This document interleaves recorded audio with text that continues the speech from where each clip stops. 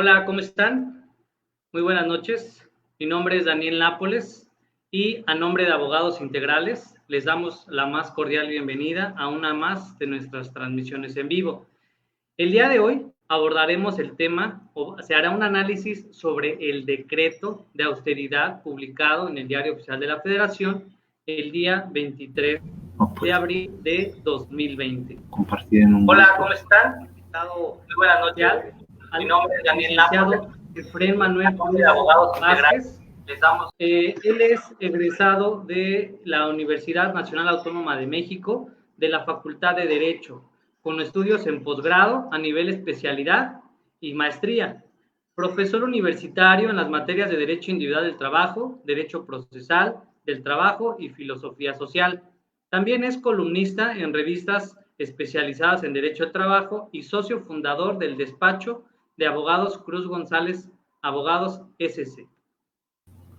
Sin más preámbulo, damos la más cordial bienvenida al licenciado Efrén. Hola Efrén, buenas noches. ¿Qué tal, Daniel? ¿Cómo te va? Buenas noches, ya también por aquí en la Ciudad de México. Un gusto de saludarte.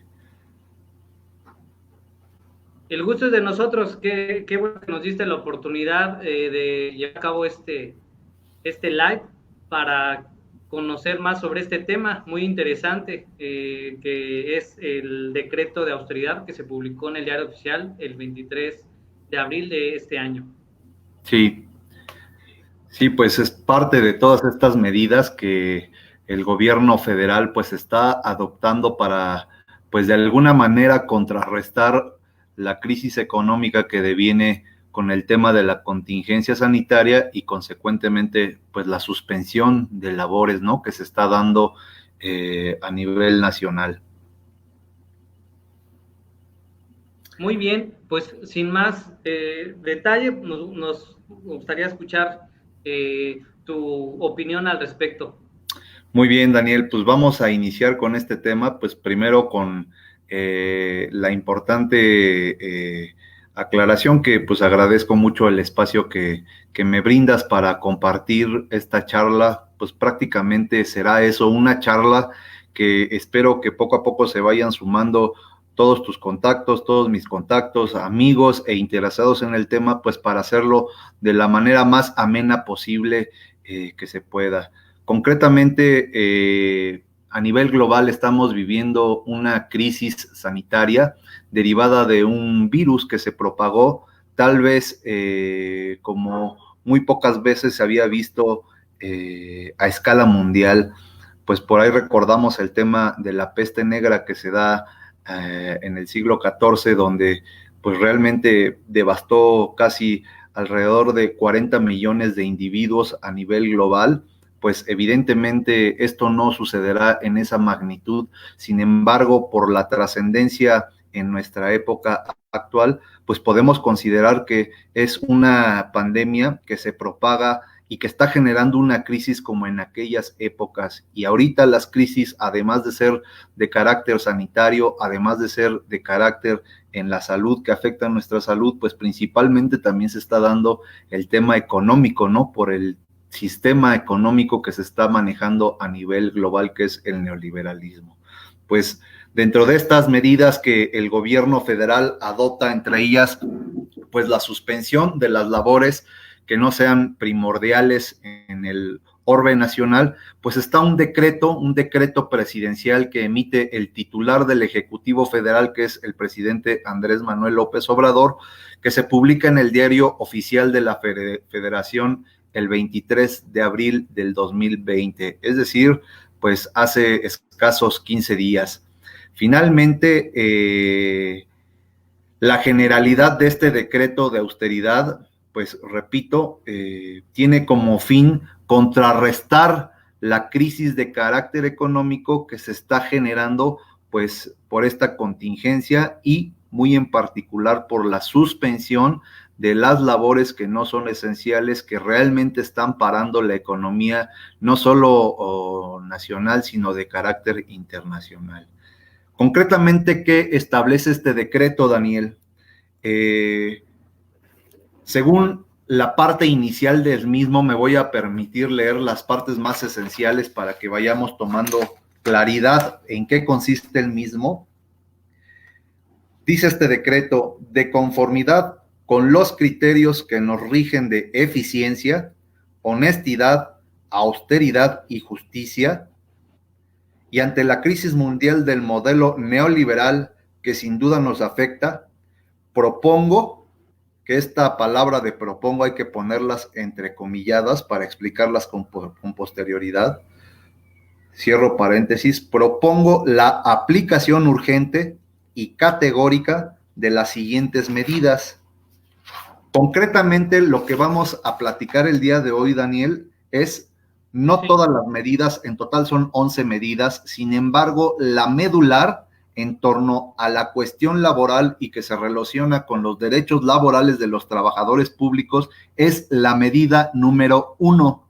Y esta medida número 1 determina lo siguiente: no será despedido ningún trabajador, pero no habrá incremento de personal. De forma voluntaria, se reducirá el salario de los altos funcionarios públicos hasta en un 25% de manera progresiva. Es decir, al que obtenga más ingresos, aportará más y será menos el descuento para los niveles inferiores. De la misma forma, los altos funcionarios públicos no tendrán aguinaldos, repito, de la misma forma, los altos funcionarios públicos no tendrán aguinaldos ni ninguna otra prestación de fin de año. El concepto de alto funcionario público aplica de subdirector hasta el presidente.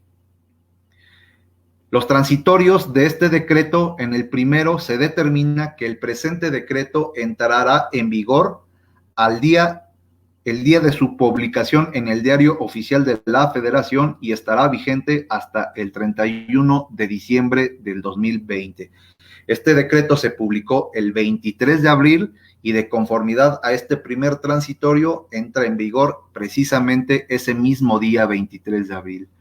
Y algo interesante que establece el segundo transitorio es que este decreto se convertirá en una iniciativa de ley que dice textualmente, cito, que estoy enviando con carácter de estudio prioritario y en su caso de aprobación inmediata de la Cámara de Diputados.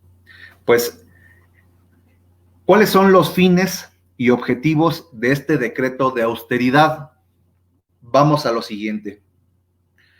Los fines de este decreto, según la óptica del Ejecutivo Federal, son contribuir a contrarrestar la crisis mundial del modelo neoliberal que nos afecta, según su exposición inicial. Repito, el fin de este decreto es contrarrestar esa crisis que se está generando por el modelo económico de carácter neoliberal que es global a nivel mundial. Bueno, ¿cuáles son los objetivos?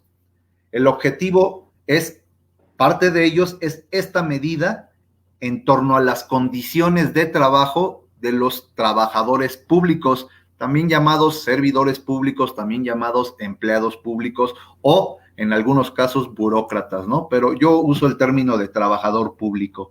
Entonces, la finalidad es contrarrestar la crisis derivada del modelo económico neoliberal que nos afecta, dice el decreto, y el objetivo es, entre varios, 1, reducir el salario de los altos funcionarios hasta en un 25%, además de privarlos del pago del aguinaldo y de las prestaciones de fin de año. Puntualmente, esta medida número 1, si la analizamos con objetividad, pues podemos ver que tiene una diversidad de planteamientos. El primero de ellos indica esta medida número 1, que no será despedido ningún trabajador. La segunda, el segundo planteamiento, no habrá contrataciones de personal. El tercer planteamiento es que voluntariamente, y esto hay que ponerlo entre comillas, voluntariamente se reducirá el salario de los altos funcionarios hasta en un 25% progresivamente. Y finalmente, el cuarto planteamiento de esta primer medida, que es la que estamos analizando el día de hoy, Daniel, es que los altos funcionarios no tendrán aguinaldos ni ninguna otra prestación de fin de año. Vamos a explicarlas.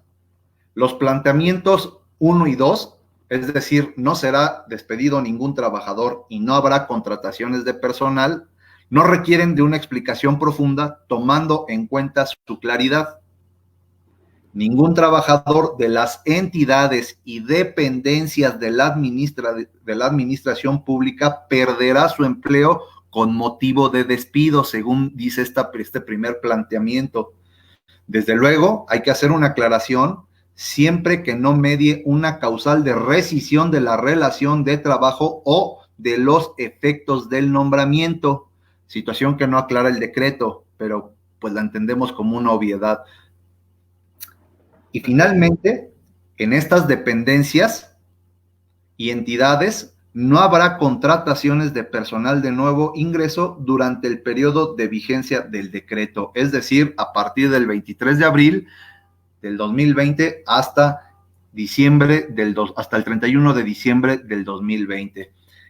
Todos aquellos que aspiraban a una plaza o a un nombramiento como una nueva contratación del gobierno federal, pues bueno, derivado de este decreto, pues quedará en suspenso, ¿no? Hasta en tanto termine la vigencia durante lo que reste del año para una nueva contratación. Esto es importante aclarar.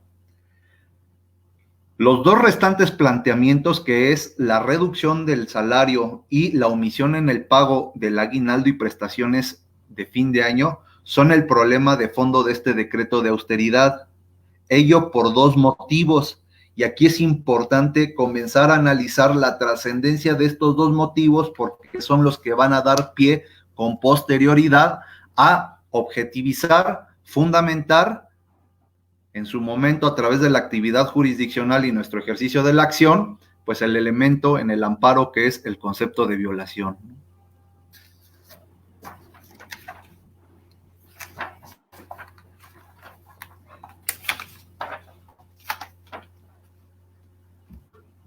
Primero, plantea la reducción salarial y la omisión al pago de aguinaldo y prestaciones de fin de año de los altos funcionarios, lo que desde luego transgrede al artículo 123 constitucional y sus leyes reglamentarias, como lo son la Ley Federal del Trabajo, apartado A, y la Ley Federal de los Trabajadores al Servicio del Estado, apartado B.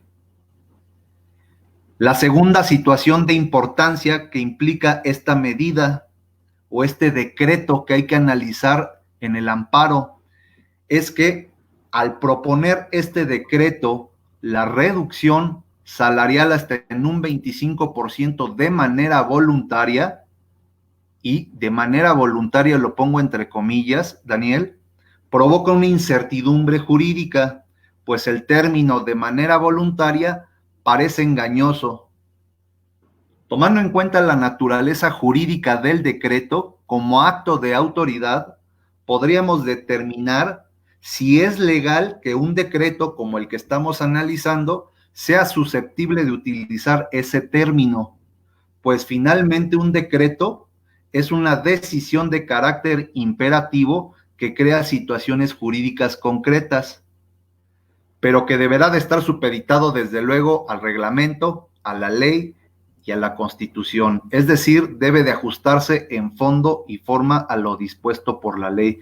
¿Qué quiero decir con esto, Daniel? El primer planteamiento que comento es evidente, ¿no? La reducción de las condiciones de trabajo fundamentales como son el salario y el aguinaldo transgrede la norma constitucional y las leyes reglamentarias del artículo 123, apartado A y apartado B, ¿no? Ahí lo tenemos claro, hay una violación evidente, ¿no? Pero también desde el punto de vista administrativo, si lo pudiéramos decir, del derecho administrativo, al utilizar esta frase que dice la medida número 1, voluntariamente, habría que analizar si un decreto es susceptible o está legitimado el presidente, el titular del Ejecutivo, para hacer la mención de manera voluntaria, porque esto pudiera contravenir lo que es la naturaleza misma del decreto. Comentaba hace un momento, el decreto es una decisión de carácter imperativo, te va a imponer una situación y esa situación va a crear una condición jurídica concreta. Entonces, al ser voluntario, se rompe con esta naturaleza del decreto como acto de autoridad, es un acto administrativo de la autoridad pública. Vamos a analizar estos dos planteamientos, primero lo que es la situación legal laboral y posteriormente la situación del decreto de carácter administrativo. El decreto de autoridad, en mi opinión, es violatorio de los apartados A y B del artículo 123 constitucional y sus respectivas leyes reglamentarias. La finalidad de tocar este tema es evidenciar que estas medidas en cuanto a la reducción del salario que propone el decreto de austeridad violan el apartado A del artículo 123 constitucional, así como las normas que emanan de la Ley Federal del Trabajo. Desde luego, también apartado B, 123, y las normas que emanan de la Ley Federal de los Trabajadores al Servicio del Estado. Vamos a ubicar ahora, Daniel, de manera específica qué normas de cada uno de estos dos apartados y consecuentemente de sus leyes reglamentarias son las que se están violando. El apartado A del artículo 123 constitucional rige a obreros, jornaleros, empleados domésticos, artesanos y de una manera general todo contrato de trabajo. Este apartado contiene normas que protegen el salario de los trabajadores, tal como se desprende de la fracción 27, que determina con toda claridad que serán condiciones nulas y no obligarán a los contrayentes, que ahí la Constitución debió haber referido a los contratantes, aunque se exprese lo contrario. H, todas las demás estipulaciones que impliquen renuncia de algún derecho consagrado a favor del obrero en las leyes de protección y auxilio a los trabajadores. Esta es la norma constitucional. Hago un paréntesis, Daniel. Tú y yo sabemos, y todos los colegas que tengan a bien ahorita escucharnos, que la Administración Pública Federal se compone de las entidades y dependencias que formen parte de la administración centralizada o del sector centralizado, que a su vez tiene órganos desconcentrados, y del sector paraestatal, donde vamos a encontrar, entre otros, a los organismos descentralizados, y que por un criterio de jurisprudencia de 1996, que es la jurisprudencia 1 del 96, se determinó como inconstitucional el artículo 1 de la Ley Federal de los Trabajadores al Servicio del Estado, que determinaba la competencia o el ámbito de protección de esa ley para los trabajadores de estos organismos.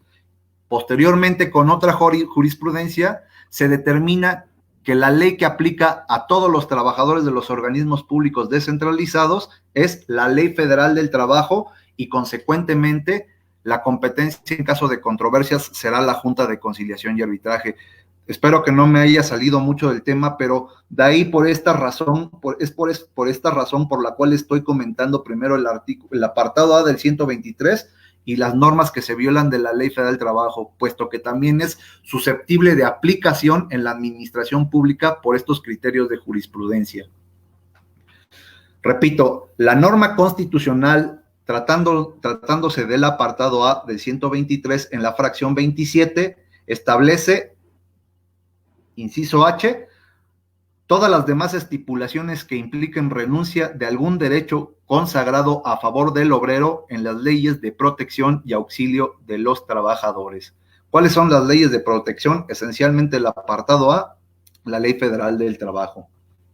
Bueno, por otra parte, la ley reglamentaria de este apartado A constitucional, es decir, la Ley Federal del Trabajo, establece en su artículo 5 que las disposiciones de esta ley son de orden público, por lo que no producirá efecto legal ni impedirá el goce del ejercicio de los derechos, sea escrita o verbal, la estipulación que establezca renuncia. Número 13, renuncia por parte del trabajador de cualquiera de los derechos o prerrogativas consignados en las normas de trabajo. En todos estos casos se entenderá que rigen la ley o las normas supletorias en el lugar de las cláusulas nulas. Esto es muy importante, Daniel. El decreto dice que es de manera voluntaria, ¿no? Vamos a pensar, tú y yo sabemos que de manera voluntaria es entrecomillado porque va a ser voluntariamente a fuerza. Si es una disposición del presidente que se encomienda a los titulares de las dependencias y entidades aplicarlo, si a mí me manda a llamar mi jefe, que es el director o el secretario, etcétera, pues no le voy a decir que no, porque sabemos que eso va a implicar que pierda yo mi empleo, ¿no? Y voluntariamente voy a tener que acceder. Pero aún y cuando se establezca de manera voluntaria, se contraviene a lo que dice esta fracción del artículo 5 de la Ley Federal del Trabajo. De manera textual cito lo siguiente y lo repito: las disposiciones de esta ley son de orden público, por lo que no producirá efecto legal ni impedirá el goce y el ejercicio de los derechos, sea escrita o verbalmente. Aun y cuando venga por escrito, no producirá efectos legales. Y esta es la importancia de conocer estos principios que rigen al derecho del trabajo. El derecho del trabajo tiene como principios fundamentales, entre otros, la irrenunciabilidad de derechos, aun y cuando sea de manera escrita o verbal. Si yo por escrito me comprometo a voluntariamente dar mi salario, pues bueno, habría que ver si no se contraviene con este precepto legal. Ese es el punto número 1. Asimismo, el artículo 24 de la Ley Federal del Trabajo, estamos ahorita hablando de la Ley Federal del Trabajo, establece que las condiciones de trabajo deben hacerse constar por escrito cuando no existan contratos colectivos aplicables. Se harán 12 ejemplares, por lo menos, de los cuales quedará uno en poder de cada parte.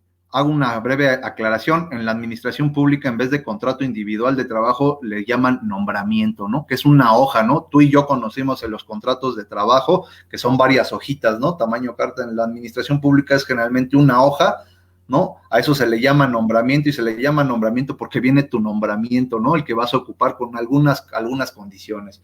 Pero la Ley Federal del Trabajo es determinante. Dice que las condiciones de trabajo deben constar por escrito, ¿no? Repito, esto viene en el artículo 24, repito textualmente otra vez lo que dice nuestro artículo 24, es: las condiciones de trabajo deben hacerse constar por escrito cuando no existan contratos colectivos aplicables. Bueno, relacionado con este artículo, el artículo 26 dispone que el escrito en que consten las condiciones de trabajo deberá contener, fracción 6, la forma y monto del salario. En ese orden de ideas, dichos artículos vinculados al contrato de trabajo se relacionan con la disposición del artículo 31, y esto es lo importante. El artículo 31 nos refiere: los contratos y las relaciones de trabajo obligan a lo expresamente pactado y a las consecuencias que sean conforme a las normas de trabajo, a la buena fe y a la equidad. Es decir, repito, como parte de los principios del derecho del trabajo está la irrenunciabilidad de los mismos, de ciertos derechos mínimos y ciertas condiciones mínimas que establece la ley. Por esta razón, el contrato de trabajo obliga a lo expresamente pactado. Si yo pacté contigo un salario, se debe de obligar ambas partes al respeto, concretamente el patrón al respeto del mismo. Esto es importante. Artículos 24, 26 y 31 de la Ley Federal del Trabajo. Vuelvo a repetir, ¿por qué hablamos de la Ley Federal del Trabajo? Porque por una jurisprudencia identificada como la 1 del 96, conocida por todos los abogados que litiguen, los organismos públicos descentralizados son del ámbito de aplicación de la Ley Federal del Trabajo, no de la Ley Federal de los Trabajadores al Servicio del Estado. Bueno, continuando con la Ley Federal del Trabajo, el artículo 82 define lo que es salario. Salario es la retribución que debe pagar el patrón al trabajador por su trabajo. Asimismo, el capítulo 7º de la ley regula las normas protectoras y privilegios del salario. Y en el artículo 98 se establece que los trabajadores dispondrán libremente de sus salarios. Repito, los trabajadores dispondrán libremente de sus salarios y cualquier disposición o medida que desvirtúe este derecho será nula. Cualquier disposición o medida que desvirtúe este derecho será nula.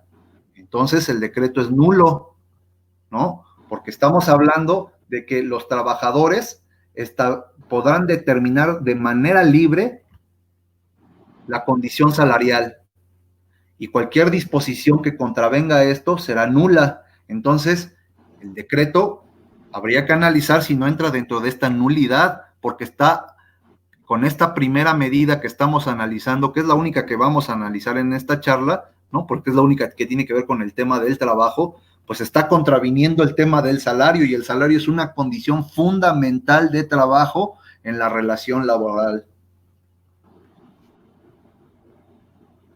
Por otra parte, el artículo 110 de esta Ley Federal del Trabajo nos establece cuáles son los supuestos en los cuales pueden darse los descuentos a los salarios. La regla general, dice el artículo 110, es que los descuentos en los salarios de los trabajadores están prohibidos, salvo en los casos y con los requisitos siguientes. Y se establecen ahí una serie de fracciones, en total 7, bastante largas, donde son las excepciones que se permite hacer descuentos a los salarios, entre ellas por aportaciones sindicales, entre ellas por aportaciones al Fondo de Vivienda, por ejemplo, entre ellas aportaciones al Fonacot, al Infonacot, ¿no? Que ahora con en la reforma del 2012 se volvió obligatorio crear una comisión al respecto. Entonces, dentro de estas fracciones del artículo 110, pues no existe ninguna relacionada con el decreto que diga voluntariamente el patrón podrá. Pues ¿por qué no lo dice, Daniel? ¿Por qué razón? Pues porque es irrenunciable, porque es un principio del derecho del trabajo, por eso no lo manifiesta la Ley Federal del Trabajo, ¿no? Así es. Acordémonos que el salario tiene una finalidad social, el derecho del trabajo es un derecho social, consecuentemente el salario pues tiene un fin social, Daniel. Este fin social es, desde luego, el propio trabajador, pero también va enfocado a la familia. Si yo voluntariamente accedo a que este salario se reduzca, pues estoy afectando no nada más mi interés particular, sino también de terceros que son sujetos vulnerables o sujetos de imputación del derecho social. En función de ello, por eso este artículo 110 no dice que en ningún momento el trabajador voluntariamente pueda renunciar a su salario o a parte de su salario. No es posible en el derecho laboral esta situación. Finalmente, con el tema del aguinaldo, el artículo 87 establece como un derecho de los trabajadores recibir esta prestación y que de conformidad al artículo 5 de la misma Ley Federal del Trabajo, como lo dijimos, es irrenunciable.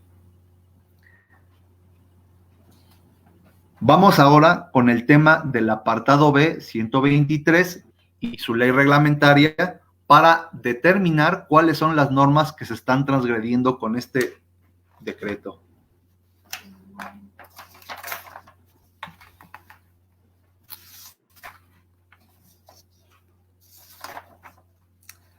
¿Todo bien hasta ahorita, Daniel? ¿Vamos bien?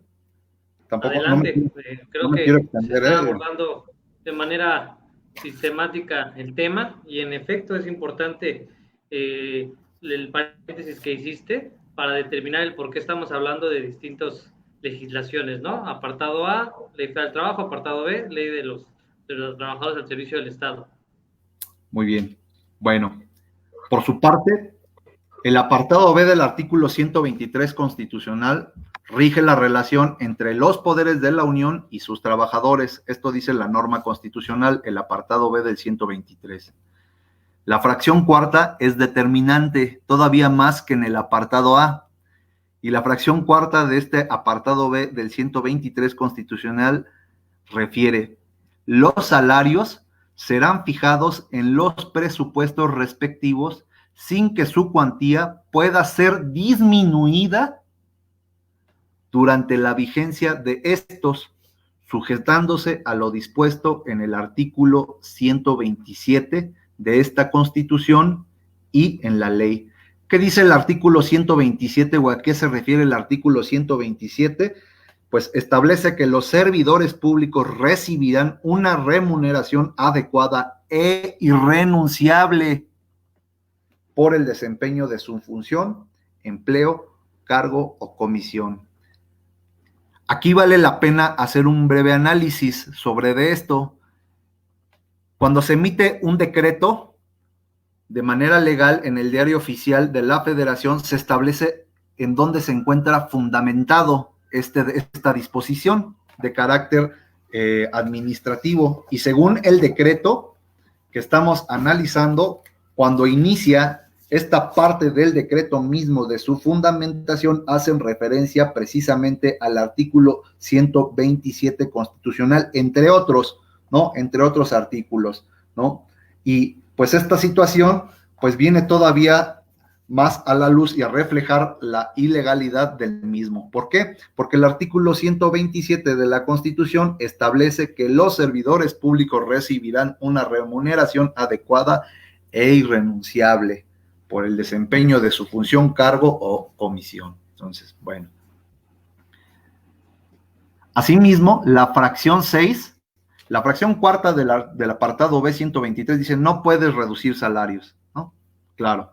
La fracción 6 determina: solo podrán hacerse retenciones, descuentos, deducciones o embargos al salario en los casos previstos por las leyes. Y al igual que la Ley Federal del Trabajo, la Ley Federal de los Trabajadores al Servicio del Estado prevé cuáles son las excepciones mediante las cuales se pueden hacer estos descuentos que comentaremos en unos momentos. Respecto al salario, la Ley Federal de los Trabajadores al Servicio del Estado, que es la reglamentaria al B, establece un determinado número de disposiciones a través de sus artículos. El artículo 15, por ejemplo, refiere: los nombramientos deberán contener, acordémonos que explicaba que en el apartado A se le llaman contratos individuales de trabajo y en el apartado B los conocemos y se les denominan nombramientos, pero los efectos jurídicos es lo mismo, es el vínculo entre el trabajador y el empleador. Apartado A, contrato individual de trabajo; apartado B, nombramiento. El artículo 15 de la Ley Federal de los Trabajadores al Servicio del Estado refiere que los nombramientos deberán contener 5, el sueldo y demás prestaciones que habrá de percibir el trabajador. Lo anterior se vincula con lo establecido en el artículo 18 de la misma ley, que establece que el nombramiento aceptado obliga a cumplir con los deberes inherentes al mismo y las consecuencias que sean conforme a la ley, al uso y a la buena fe. De la misma manera que la Ley Federal de Trabajo obliga a las partes a lo acordado en el contrato individual de trabajo, también la Ley Federal del Trabajo obliga exactamente a lo mismo, es decir, a cumplir con lo pactado en el nombramiento, entre ellos el sueldo.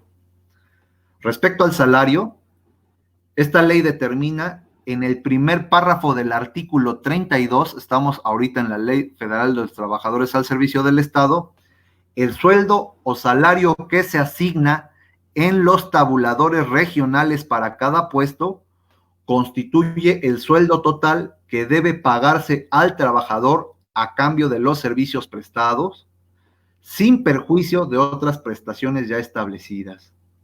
Describe lo que es el sueldo en materia burocrática. Acorde con la norma constitucional, el artículo 34 de esta Ley Federal de los Trabajadores al Servicio del Estado dispone que la cuantía del salario uniforme fijado en los términos del artículo anterior no podrá ser disminuida durante la vigencia del presupuesto de egresos a que corresponda. Por otra parte, el artículo 38 regula los actos exclusivos en los cuales se podrán hacer detenciones, descuentos o deducciones al salario de los trabajadores, y de igual manera que la Ley Federal del Trabajo enumera varias fracciones, entre ellas los descuentos al Fobiste, los descuentos sindicales, etcétera, etcétera, pero ninguna el descuento voluntario. Volvemos a lo mismo, es un derecho irrenunciable y aún y sea verbal o escrita, no produce efectos, según dice la Ley Federal del Trabajo, que también es de aplicación supletoria en materia burocrática. Esto también es importante no perderlo de vista.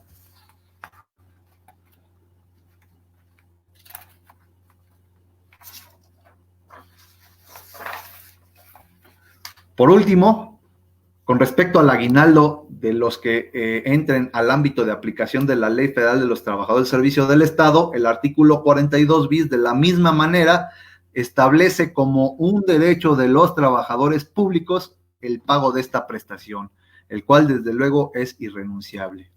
Bueno, esos son los elementos, son los conceptos, son los fundamentos mediante los cuales se debe de hacer valer la ilegalidad del decreto que pretende la reducción salarial y la omisión al pago del aguinaldo y prestaciones de fin de año, ¿no? Puesto que tanto la Constitución en el 123 apartado A y apartado B, así como la Ley Federal del Trabajo y la Ley Federal de los Trabajadores al Servicio del Estado, reglamentarias de estos apartados, establecen normas protectoras del salario y de estos conceptos como son el aguinaldo.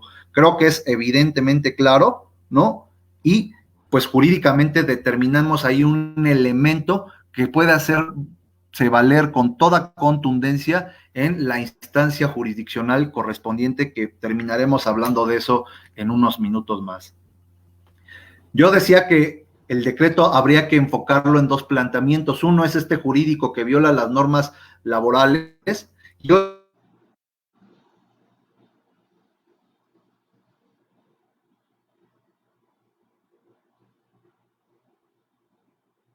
razón, ya explicábamos líneas arriba que al usar este decreto en lo concerniente a la reducción salarial, el término de manera voluntaria, lo pongo entrecomillado, de manera voluntaria, provoca una incertidumbre jurídica. En mi opinión, no es válido que un decreto utilice el término voluntariamente, pues según ya lo explicaba, este acto de autoridad, es decir, el decreto como acto de autoridad, es una decisión de carácter imperativo, que crea situaciones jurídicas concretas. Porque es imperativo. Si no fuera imperativo, no crea situaciones jurídicas concretas, porque estaría la voluntad de las partes del gobernado, Daniel, ¿no? Entonces, este término de voluntariamente es el que genera incertidumbre jurídica. Repito, el decreto como tal es una decisión de carácter imperativo que crea situaciones jurídicas concretas. Y una disposición que sea voluntaria, pues nunca va a crear, nunca será imperativa, evidentemente, ¿no? Entonces, aquí hay una contradicción en el uso de las palabras que está utilizando este decreto. ¿Qué es un decreto formalmente? Un decreto es una decisión de carácter imperativo cuya validez se precisa en la esfera propia del órgano del Estado del cual emana.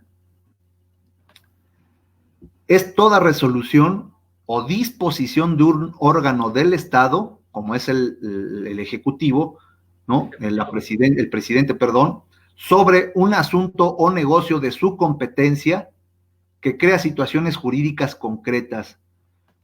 Sobre un asunto o negocio de su competencia, lo laboral es competencia del presidente, ¿no? Primera interrogante, ¿no? Según la división de poderes, le compete al Congreso de la Unión emitir leyes que regulen las cuestiones laborales, ¿no? Entonces, bajo esta definición de lo que es del decreto, ¿no?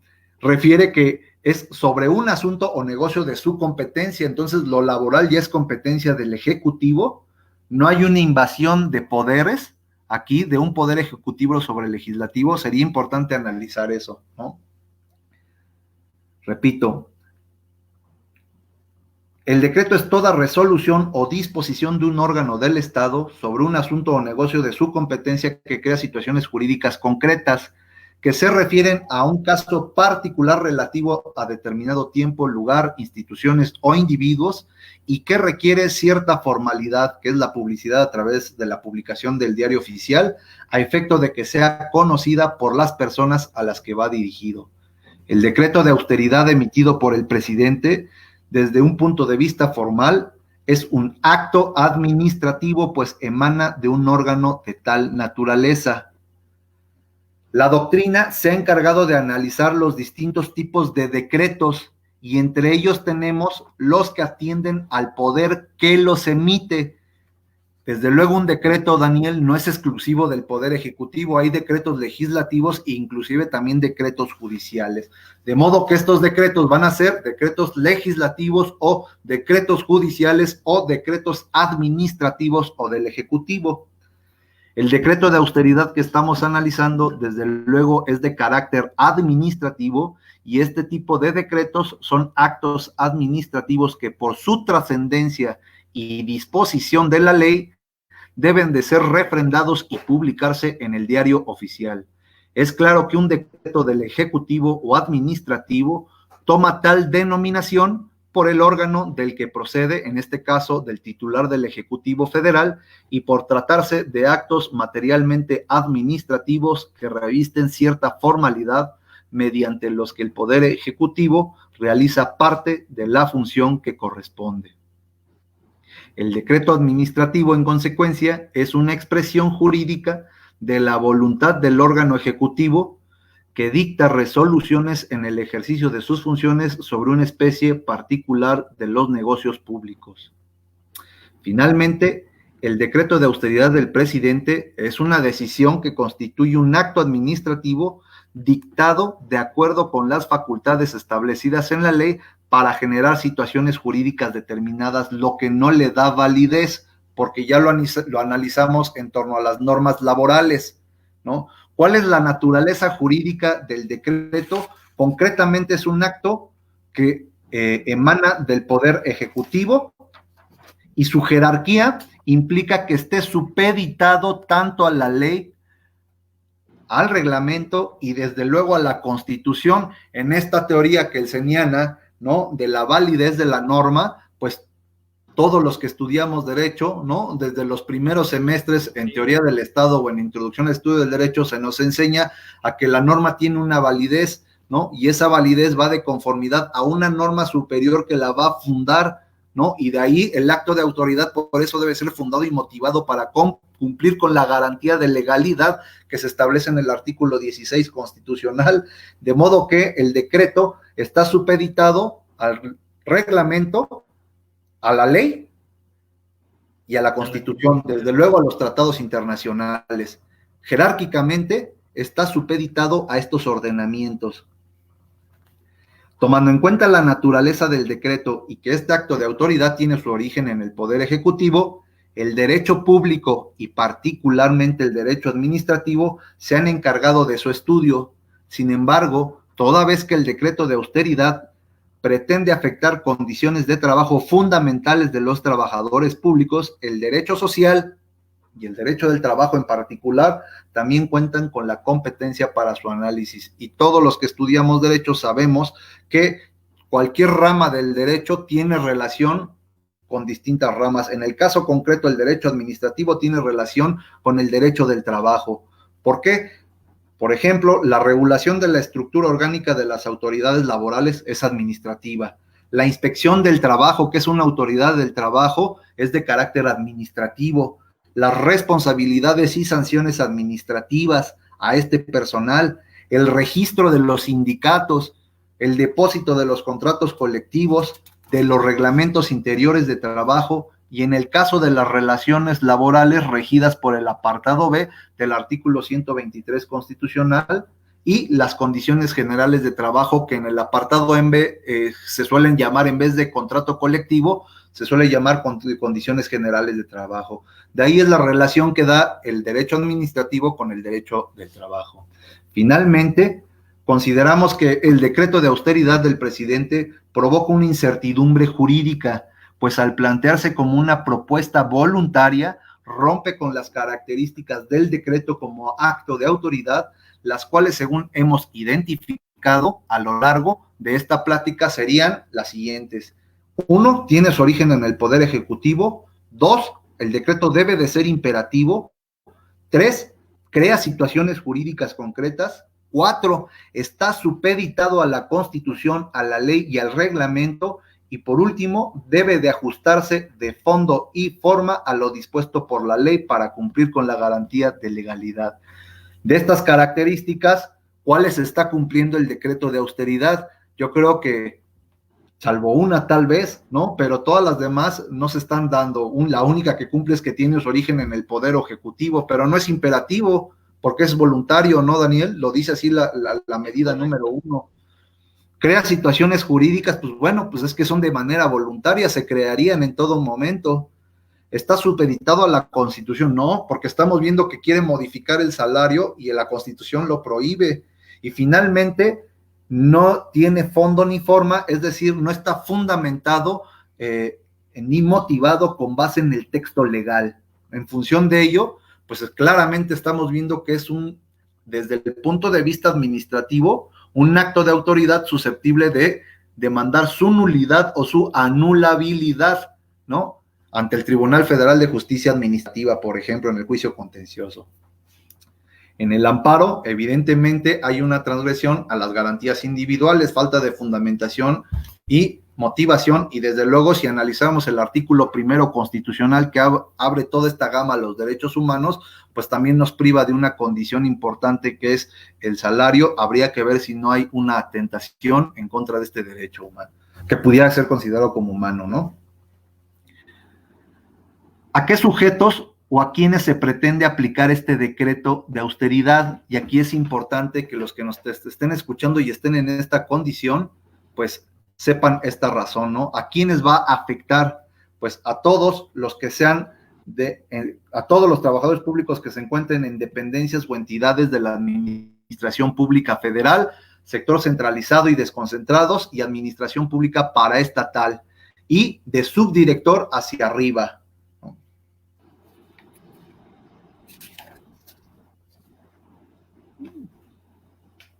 Finalmente concluyo con esto, Daniel. ¿Cuál es el remedio legal para combatir el decreto? Este es el último punto que toco, y desde mi punto de vista hay 3 instancias que se pueden hacer valer. 1 es el juicio de amparo. 2, el juicio contencioso administrativo. Y 3, el juicio laboral. Vamos por partes. El juicio contencioso administrativo es procedente, pues el decreto de austeridad se constituye como un acto de autoridad, el cual es susceptible de que el gobernado demande ante el Tribunal Federal de Justicia Administrativa la nulidad o anulabilidad de este. Sin embargo, considero que no es la mejor vía, tomando en cuenta los tiempos en que tardaría en dirimirse este juicio, además de que la resolución final que pronuncie la sala del tribunal solo tendría efectos declarativos. Esta es la naturaleza de las resoluciones que emite el tribunal fiscal, no como en el caso del Tribunal Federal de Conciliación y Arbitraje, son declarativas, ¿no? ¿A qué me refiero con esto? A diferencia, por ejemplo, la Junta es declarativa, pero también es coercitiva. Te ordeno que pagues y si no pagas te embargo, ¿no? En el Tribunal Federal de Conciliación y Arbitraje y en el Tribunal Federal de Justicia Administrativa no hay esa facultad, ¿no? Tú no puedes ir a embargar a una dependencia pública. Entonces, esto todavía limita la efectividad de hacer válido ese derecho, ¿no? El juicio laboral es otra opción, y ante las aún existentes juntas de conciliación y arbitraje o ante el Tribunal Federal de Conciliación y Arbitraje. Sería procedente solamente y en tanto se materialice la afectación del derecho subjetivo del trabajador, es decir, una vez que se realice materialmente la reducción salarial o la omisión del pago de aguinaldo de esta prestación y prestaciones de fin de año. Desde luego, todo ejercicio de la acción se limita a una temporalidad, que la ley de la materia fija en el caso concreto. Respecto a la reducción salarial, el trabajador puede ejercer distintas acciones, entre ellas la siguiente: rescisión de la relación de trabajo por causas imputables al patrón, artículo 51, fracción cuarta de la ley. El artículo 50, es decir, este artículo faculta y le da la potestad al trabajador de rescindir el contrato porque el patrón reduzca su salario. Esto viene en la fracción cuarta del artículo 51. Artículo 52 determina la temporalidad para ejercer esta acción, para la cual el trabajador podrá separarse de su trabajo dentro de los 30 días siguientes a la fecha de la reducción del salario y tendrá derecho en consecuencia a que el patrón lo indemnice en términos del artículo 50. 3 meses de salario, 20 días de salario, más la prima de antigüedad y salarios caídos mientras dure el juicio. Si no opta por esta acción, pudiera ejercer acción para reclamar los descuentos realizados a su salario, tal vez por vía de las diferencias salariales, para lo cual, según el artículo 516, contaría con el término genérico de 1 año para demandar ante la Junta, situación que de la misma manera aplicaría a la omisión del pago del aguinaldo y prestaciones de fin de año. Finalmente, en mi opinión, el juicio laboral no sería la primera opción, pues si el Tribunal Federal de Justicia Administrativa tardaría, pues imaginémonos ahora la Junta, ¿cuándo va a terminar el juicio? ¿No? Tal vez 6 años, ¿no? Si bien nos va, ¿no? 5 años, ¿no? Entonces, pues no sería la opción. La tercera opción, y es la que yo sugiero, que tiene el sujeto afectado por el decreto de austeridad, es el juicio de amparo indirecto promovido ante los juzgados de distrito que forman parte del Poder Judicial de la Federación. La competencia del juzgado de distrito y procedencia del amparo indirecto los encontramos en el artículo 107, fracción primera, inciso G de la ley de amparo, de la ley de amparo, que establece: el amparo indirecto procede, 1, contra normas generales, como es el caso de un decreto que es una norma general, que por su sola entrada en vigor o con motivo del primer acto de su aplicación causen perjuicio al quejoso. Para los efectos de esta ley se entiende por normas generales, entre otras, inciso G, los decretos. Por último, con base en el artículo 17 de la ley de amparo, el plazo para presentar la demanda de amparo es de 15 días, el término general, pero según la fracción 1, cuando se reclame una norma general autoaplicativa o el procedimiento de extradición, el término será de 30 días. Pues, finalmente concluyo con esto, Daniel. Yo creo que es importante tomar en cuenta los cauces legales y los efectos legales que tiene esta disposición, que por su propia naturaleza es un decreto, tener en conciencia y en cuenta que no es un decreto que esté fundado ni motivado por las razones que ya expliqué y no quiero reiterar. Puntualmente es un decreto ilegal, transgrede la Constitución y las propias leyes federales de los reglamentarios de los apartados A y B del 123 constitucional. Por otra parte, un decreto es válido que sea voluntario. Ya vimos los puntos por los cuales considero que es incongruente. Una, porque un decreto es imperativo y al ser voluntario, pues, ¿dónde queda lo imperativo? Finalmente, los recursos que tiene el afectado, el trabajador público, que es de subdirector a director, de subdirector hasta el presidente mismo, quién sabe, ¿no? Pues sería simpático que el propio presidente, pues, promoviera su propio amparo, ¿no? Pues bueno, los recursos que tienen es el juicio contencioso administrativo ante el Tribunal Federal de Justicia Administrativa, porque es un decreto y un decreto es un acto de autoridad susceptible de ser nulo o anulable. 2, el juicio laboral, hasta en tanto no se dé la materialización de la afectación, y ya dijimos las acciones que puede ejercer el empleado público. Y 3, el juicio de amparo indirecto por ser competencia de los juzgados de distrito. Pues espero que esto haya sido del interés de la gente que te acompaña, de tu público, Daniel. Pues finalmente yo te agradezco el espacio, me da mucho gusto poderte volver a encontrar por aquí, y pues bueno, si hay alguna pregunta, pues con mucho gusto la podemos despejar, y pues yo terminaría con esto. Muchas gracias.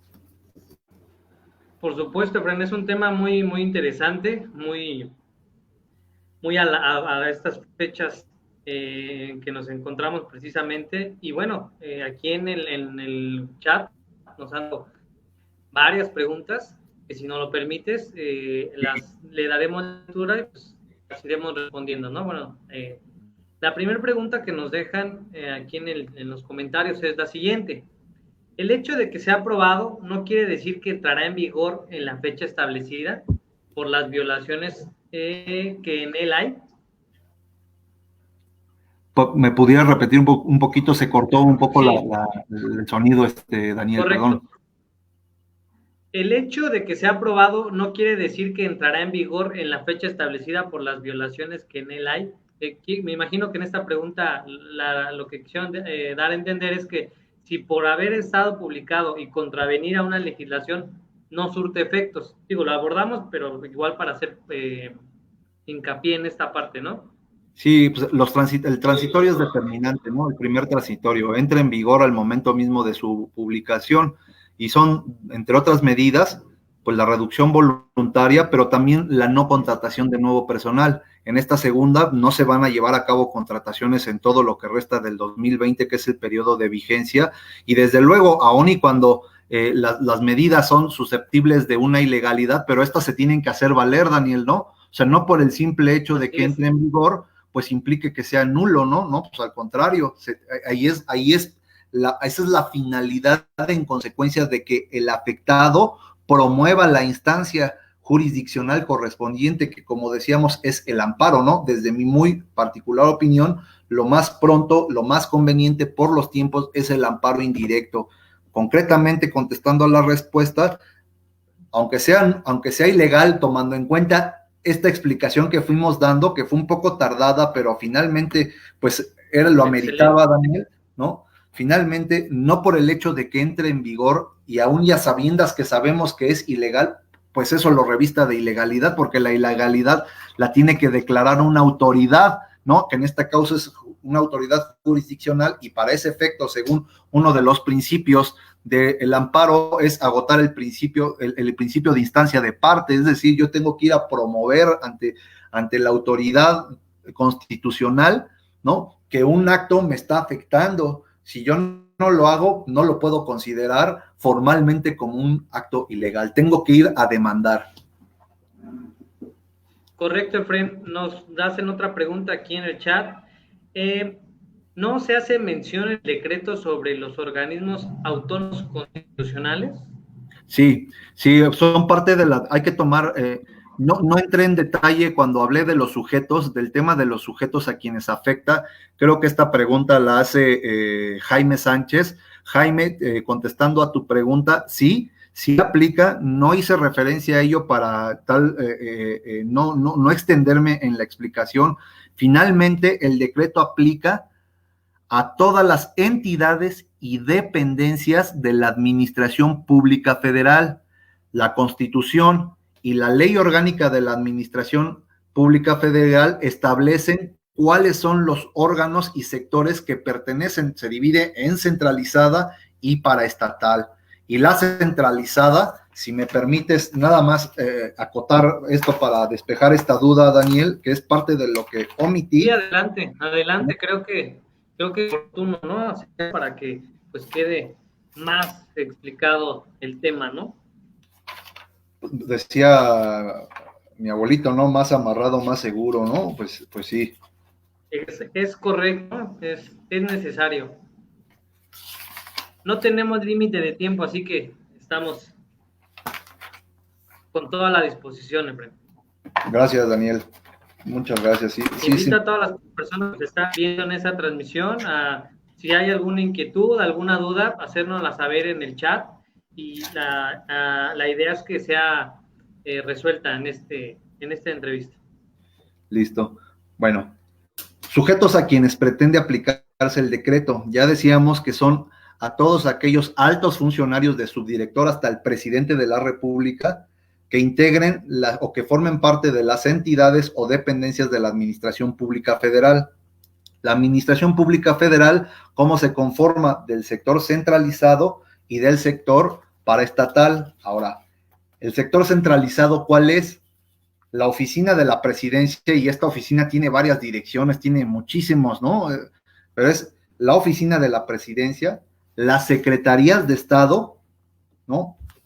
Y aquí es importante tomar en cuenta que, por ejemplo, el servicio exterior, pues se rige por su propia ley, ¿no? Las relaciones laborales, los militares, los policías, se rigen por sus propias leyes. Eso es algo importante acotar, ¿no? Pero bueno, son la oficina de la presidencia, las secretarías de Estado, la Consejería Jurídica del Ejecutivo Federal y los órganos reguladores coordinados que integran la administración pública centralizada. Aquí no sé si con esto despeje la pregunta de Jaime, ¿no? Que nos refiere que no hace mención el decreto sobre los organismos autónomos constitucionales. Pues bueno, el sector paraestatal, que es el otro, se compone de organismos descentralizados, las empresas de participación estatal, las instituciones nacionales de crédito, las organizaciones auxiliares nacionales de crédito, las instituciones nacionales de seguros y de fianzas y los fideicomisos públicos, ¿no? Entonces, de manera general, hablar de toda la administración pública nos llevaría, pues no sé, ¿no? Yo me imagino así como un abanico así gigantesco, ¿no? Que empieza desde el presidente y se va haciendo así tan enormemente, ¿no? Entonces, pues básicamente esto sería los sujetos a quienes aplicarían, quienes formen parte de estas dependencias. Muy bien, Efren, nos hacen por aquí otra pregunta y nos comentan que si este decreto tiene el carácter de heteroaplicativo o no lo tiene.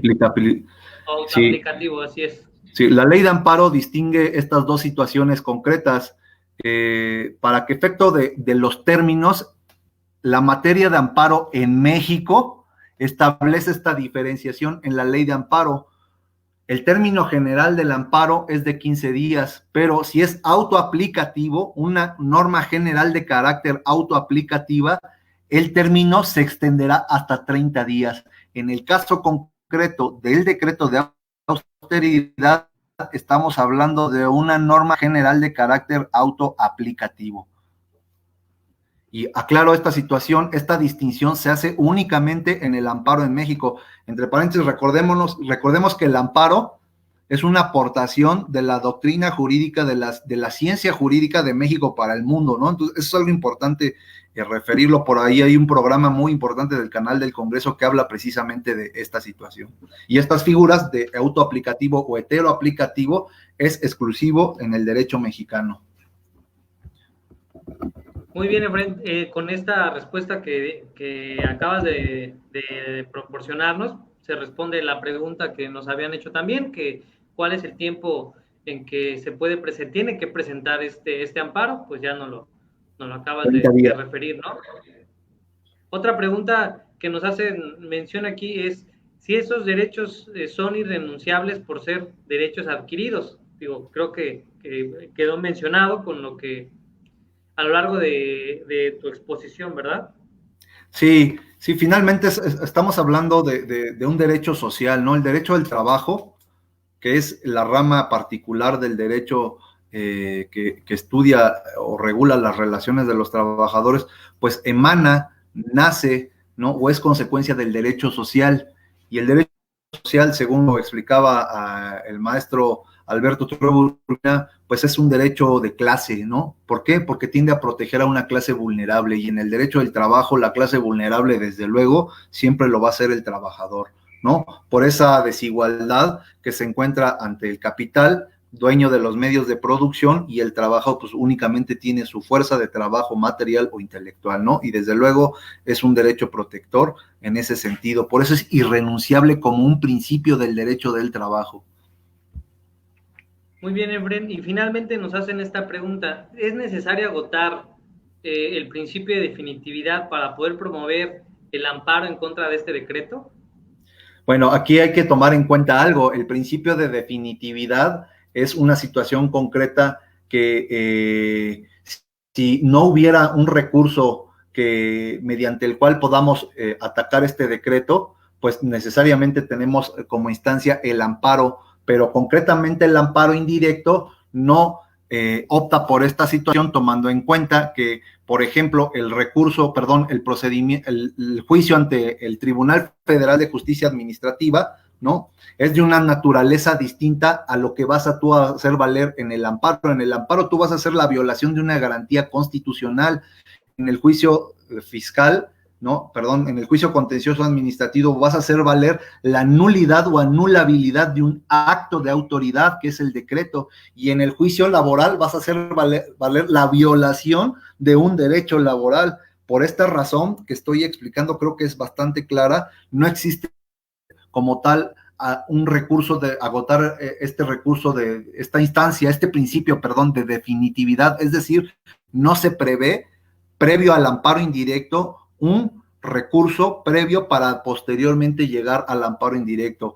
En el caso, tú sabes que en el caso del amparo es un requisito indispensable que agotes los medios que tengas en tus manos, ¿no? Por ejemplo, la nulidad en los juicios, en cualquier juicio del orden, cuando tú eres parte, no como tercero extraño, pero si tú eres parte de un proceso, ¿no? Demandado o actor, y te afecta alguna notificación, el recurso que tienes que para cumplir con este principio de definitividad es la nulidad dentro del procedimiento. No puedes irte al amparo indirecto cuando ya eres parte en un juicio, porque no estás agotando el recurso previo, que es dentro de tu mismo proceso que rige el proceso general que estás siguiendo. En este caso, agotas la nulidad, promueves la nulidad, te esperas a la sentencia interlocutoria que va a emitir la autoridad jurisdiccional y dependiendo del resultado, promueves ya el amparo, ¿no? En el caso concreto, ahí agotas el recurso de definitividad. En este caso concreto no existe un recurso previo, ¿no? Ahora, existen sí, no hay que confundir, 3 acciones, existen 3 instancias que se vinculan cada una de estas porque el acto es el decreto, ¿no? Los efectos, pero la materialidad en la transgresión de cada una de las leyes que va a normar el procedimiento va a ser distinta entre sí. Por esta razón, repito y concluyo con esto, no hay un recurso previo al juicio de amparo indirecto. Por lo tanto, no tienes que agotar, ¿no? el principio de definitividad. Muy bien, Efren. A manera de conclusión, ¿qué te gustaría agregar en este espacio? Pues finalmente, Daniel, uno, pues es agradecerte, me da mucho gusto volverte a encontrar por aquí, pues igualmente. Te deseo mucho éxito allá en Ciudad del Carmen y de manera concreta, pues es importante que todas las personas que nos están escuchando difundan este video, eso es algo primordial, porque es lamentable cuando un derecho es transgredido, pero más lamentable yo creo, Daniel, y esto lo digo constantemente con todos mis alumnos en la cátedra, es más triste cuando uno es abogado y no sabe cómo defenderse, ¿no? Yo creo que esta situación es importante considerarla, es importante analizarla, y pues bueno, no, finalmente yo no pretendo tampoco determinar una verdad, únicamente comparto una opinión que a mí me interesó, particularmente esto que acabé de exponer contigo, Daniel, es parte de un análisis que hice para una revista, en la cual publico, y pues finalmente es compartir con ustedes, y está sujeto también a la discusión, está sujeto también a la colaboración y complementación, puesto que seguramente muchos abogados, muchos estudiosos de la materia, pues te siguen, y pues a todos ellos, pues ojalá les sirva lo que acabamos de explicar. Yo lo hago con mucha sinceridad, pero particularmente también con mucha humildad, no simplemente es por el gusto que me da, como a muchos, el ejercer la materia, pero muy particularmente el estudiarla. Muy bien, Efren. ¿Y dónde podemos encontrarte, saber más de ti? Redes sociales, por si queremos que alguien de las personas que nos están viendo contactarte, quizás incluso asesorarse más a fondo sobre este tema, ¿no? Alguien que se encuentre en esta plática y quizás tenga interés, ¿no? Por promover el amparo, por asesorarse, ¿no? ¿Dónde podemos encontrarte? Gracias, Daniel. Pues mira, pues mis teléfonos, es mi teléfono celular, creo que es lo más básico, es 55 31 47 29 12, repito, es 55 31 47 29 12. Y pues en redes sociales, ¿no? En redes sociales estoy ahí como Efrén Manuel Cruz Vázquez en Facebook. Mi despacho es Cruz González Abogados. Por ahí lo van a encontrar también en su página web. Y pues finalmente, ahora la manera de localizar a una persona, pues yo creo que pues estaría muy difícil que alguien no la localice, más bien, ¿no? Sería la situación a debatirlo, ¿no? Con las redes sociales, pues todo mundo es localizable. Concretamente, ahí están mis redes sociales: Facebook, Efrén Manuel Cruz Vázquez. Mi correo electrónico es cruzgonzalesabogados.com.mx. Lo digo rápido porque creo que el Facebook es lo más fácil, ¿no? Ahí es Facebook, Efrén Manuel Cruz Vázquez. Con mucho gusto ahí los puedo orientar y apoyar en todo lo que necesiten, y sobre todo para hacer muchos amparos en contra de este decreto. Muy bien, Efrén, pues a nombre de Abogados Integrales Ciudad del Carmen, te damos las gracias por tu participación en este espacio, donde el objetivo es difundir los conocimientos y experiencias adquiridas. Muy bien, Daniel, pues muchas gracias. Agradezco mucho las participaciones de todos. Alejandro Martínez, un saludo a mi querida alumna Elizabeth Martínez, a Rubí Francisco, a Jaime Sánchez, a Fabricio Loredo, le mando un afectuoso saludo, a Lidia González, etcétera, y a todas las personas que nos sintonizaron. Muchas gracias, Daniel. Con esto yo termino. Gracias, Efrén. Hasta la próxima. Hasta la próxima. Feliz Día de las Madres. Creo que dimos salida antes al colega, una disculpa si nos sigue viendo en esa transmisión, y pues bueno, también a ustedes agradecer su visita en una más de nuestras transmisiones. Queden atentos que estamos entrevistando a personas con mucho conocimiento, con experiencia, y recuerden que la intención de esto es difundir el conocimiento. Bueno, pues no me queda más que agradecerles y hasta la próxima.